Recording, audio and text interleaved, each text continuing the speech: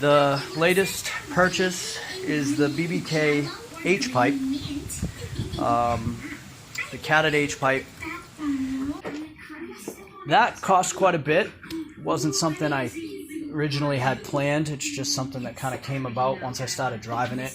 And to be honest, I'm kind of hoping it quiets it down a little bit. I don't know. I never thought I'd think like that or want catalytic converters. I mean, I spent years avoiding inspection up in Massachusetts because I didn't want to run cats.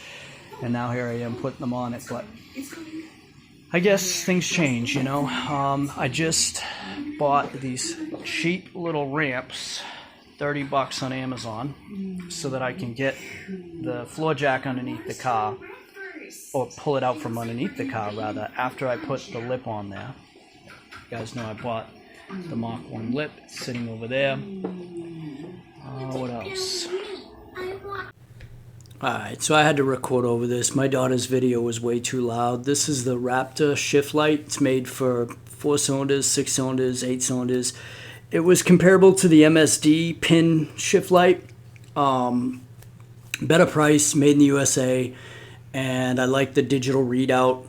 Super easy to program. I mentioned the fact that I didn't want a Monster Tack, but as you can see, I kind of still do. But I wanted something that was, you know, inconspicuous, wasn't going to take up a lot of space, and this, you know, checked all the boxes. So far so good. It's like a aluminum, you know, outer casing. It seems like it's built real well. The instructions and everything in it were decent, what you would expect for the money. I think it was like $120 or 100. I forget what I paid for it, but I'm sure you guys can look them up. A lot of street bike guys use them because they're such, you know, they're so small. I picked up some spark plug wire separators to get rid of those cheesy ones that I had on there from Amazon. And those are cheap, but they'll do the trick for now. I use Sea-Lite brand in my Pathfinder. And I mean, for the price, they're not a ton of money, but they're decent. So I decided to use these and replace the ones that are in there. Eventually, I'm probably going to go ahead and upgrade or change the light housings to the smoked ones, but these here have always done me well. In fact, I've used them in a few other cars. I needed something for my cell phone. I went with a seat-mounted or a seat bracket bolt mount style. It's basically like the ones that you'd see in like a cop car, you know. And so I don't want anything bolted to my dashboard or stuck anywhere to my windshield. I did end up picking up some Maca. I was hoping these would be good for the Maca lights to replace the orange bulbs, but I bought the wrong kind. I'm sure you guys know what I'm talking about. If you don't buy the ones that are capable of flashing, they end up, you know, they don't flash. And not for my Macas, for my blinkers. For the side lights. The running lights, I ended up getting the right ones, but long story short, I tried, instead of going through like LMR and buying the kit for like $60 or whatever that thing costs for all the lights, I went through Amazon. I did need something that I could use my floor jack for and, you know, grab it where the pinch weld is, and I thought this would be deep enough, but it's still not deep enough. I end up having to cut into that groove like another 1/4 inch in order for it not to hit the pinch weld. So I just wanted to show you guys some of that stuff I got in case anybody's interested. We got boost. Chose to go with the 15-pound gauge because I'm running a low boost system, so why have a 30-pound gauge? We got fuel pressure because I'm running an FMU. I definitely need to know, and I expect to see it up above 80, so I bought the 100 PSI.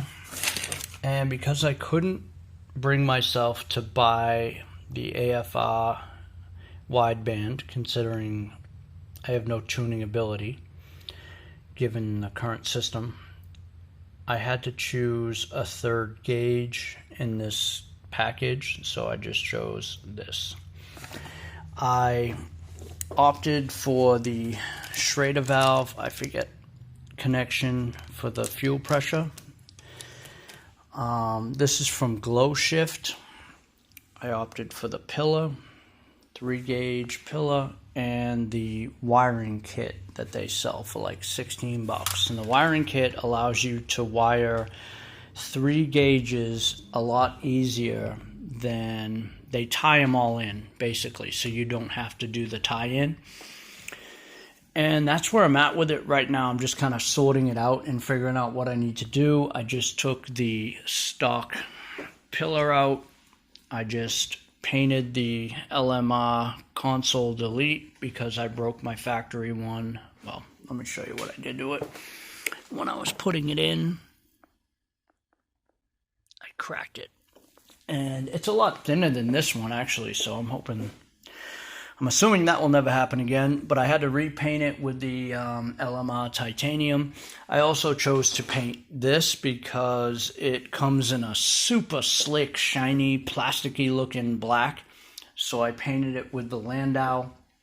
And everything I've done so far with this car, as far as like interior paint, I've hit it with some satin clear gloss like 10 minutes after it's, it's been done with the last coat. This is that piece above the at the top of the door frame. Mine was like, the paint was wearing off it. So right now I'm trying to figure out where I'm going to go as far as through the firewall and into the car. And I hate to admit it, but I'm gonna. I ran the stereo wire through a punctured hole that I made at the top of the grommet that the steering shaft comes through.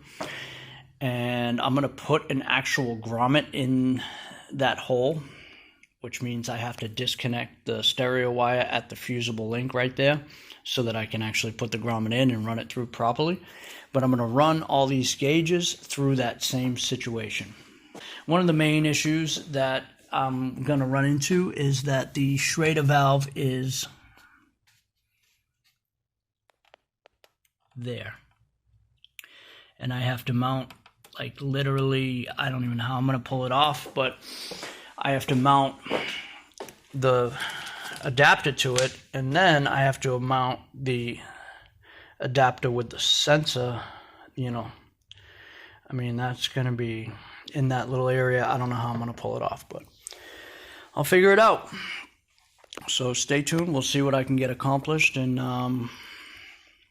hopefully I'll be able to shed some light on how to install a pillar and a Fox body with these particular gauges, with that particular setup.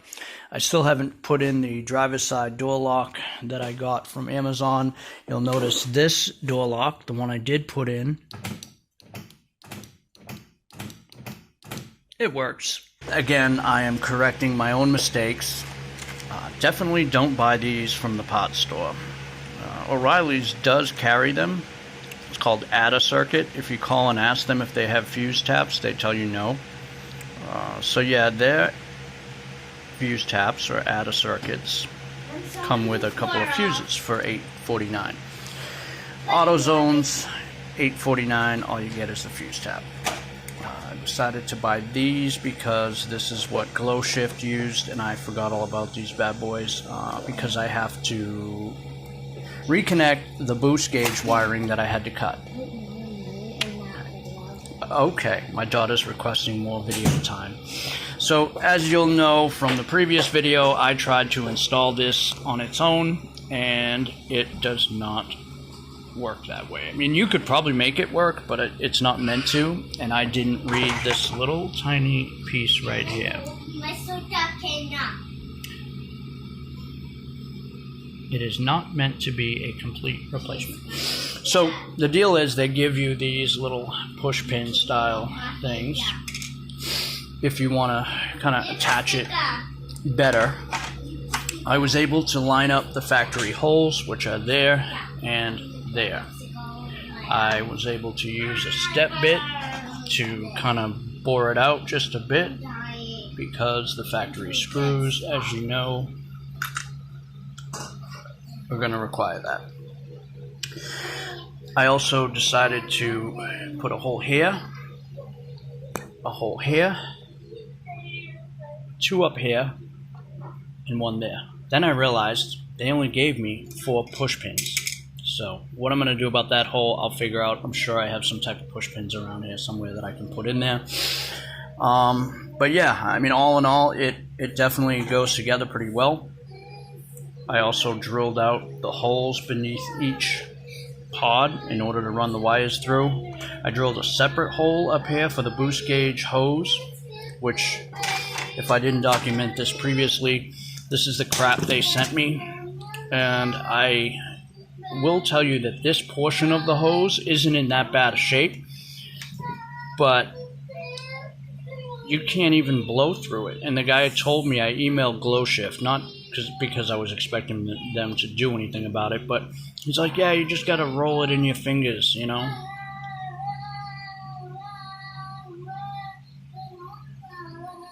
It was all kinked up. It was junk. And when I hooked up the boost gauge, it didn't even read. No vacuum, no nothing. So I went and bought some proper hose, vacuum hose, and I was able to get it set up that way. Apparently you don't need to use the gauge brackets when you're running the pillar style setup. They're really snug, they push in there really tight. So I guess they're not going anywhere. So yeah, now it's time to just basically fit this. And there is a puzzle to this to some degree, because your factory speaker cover is very difficult to get in once you have this in. You can't put it in because of this. So you kind of have to put them in at the same time. It's a challenge, to say the least. Matter of fact, I believe there's a post I saw on corral.net that had talked about that. Somebody was asking how that's done. So what do we got going on over here today? We just played. Just playing. Yeah. Good. It's a great day to be just playing. You got marker on your neck. Oh, and you're going to be helping me. That's good. I could use the help. What? It's just a little bit of blue marker. So there she is in all her glory. It's a beautiful Sunday. Let's see if we can get these gauges back in and done properly this time. And we hope the ice cream man comes. Oh, and I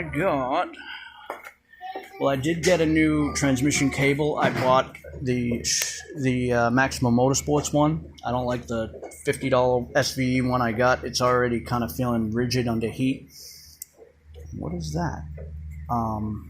So this is the Mach 1 lip, which came all wrapped up and twisted, but apparently it's not a problem. It's way more pliable than I thought it was. I've painted this because it had grease stains on it that would not come off. If your tabs are broken like mine, they all are, but I still got enough sticking through. A butter knife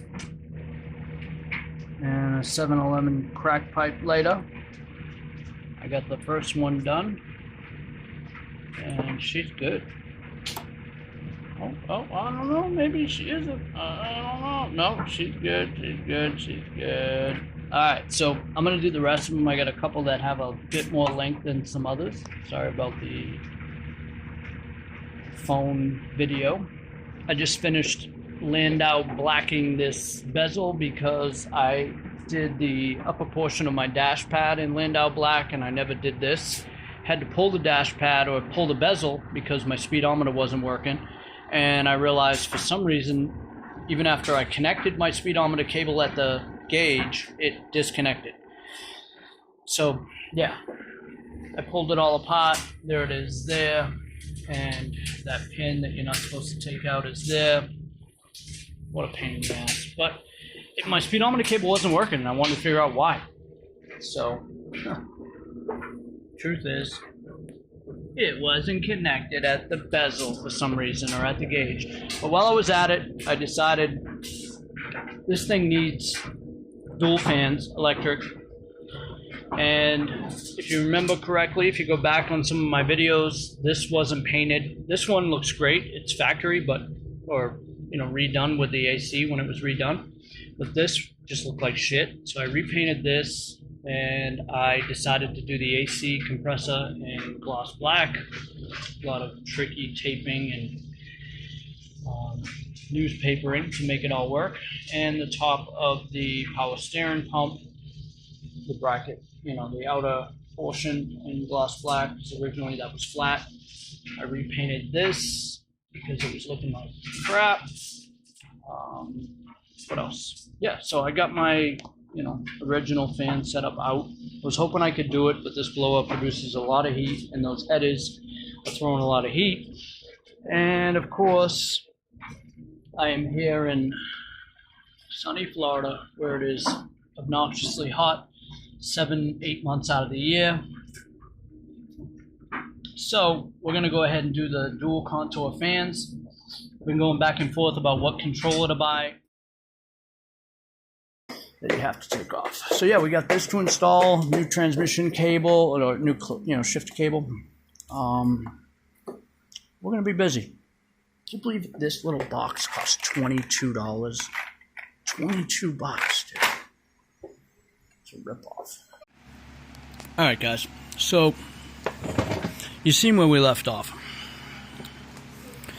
Put the factory pillar back in with the wires hanging through it, and cut the portion. Hopefully you can see it. Cut the portion that sticks out. For example, your factory pillar has like a felted area where it goes up underneath there. Cut that off. In fact, I used these to cut it off, and I did it cleanly. Because if you don't, well, you'll see what happens if you don't. And when you go to put the gauge pillar on top of the factory pillar, pull your wires through the prospective holes, get this in place up over here, down, in, and at an angle. And as you push this in, you're going to pull your speaker grill with it.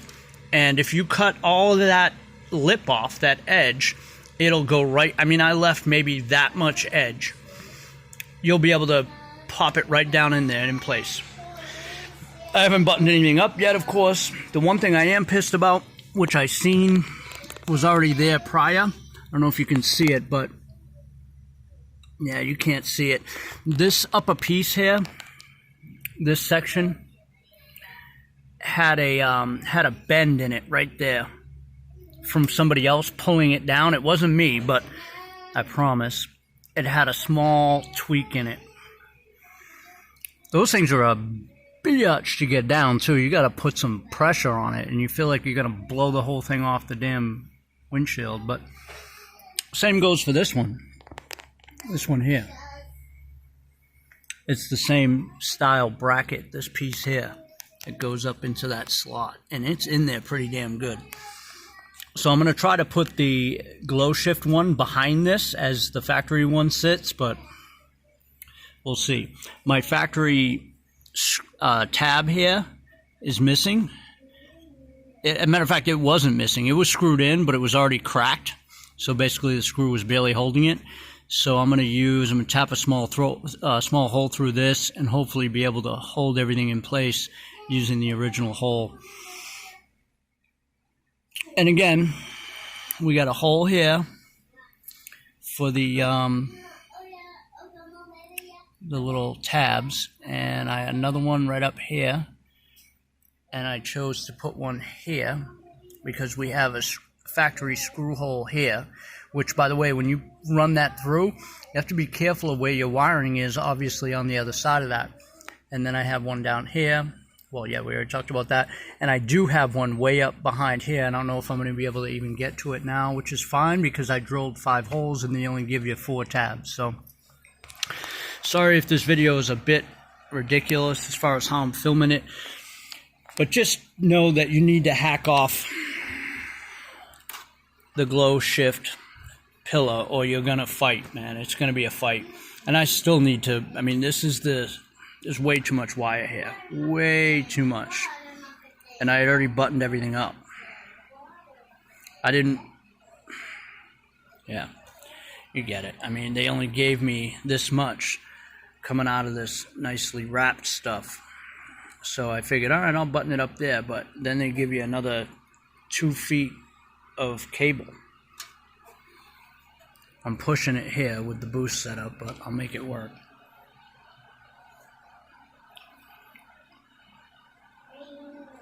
Yeah, and of course, as far as fuse box is concerned, I have 2 fuse taps in now. I didn't do the orange wire yet, which is going to be the one that allows for dimming. And I originally had my Bluetooth microphone over there, so I have to find a spot for that, which may end up, it may end up right there. Not that I'll use it often, but it's there, so I may as well have it functional. Alright, let's see what happens. GlowShift A-pillar gauge setup. Water temp, just for now, until I step up with the boost situation, then I'll go AFR.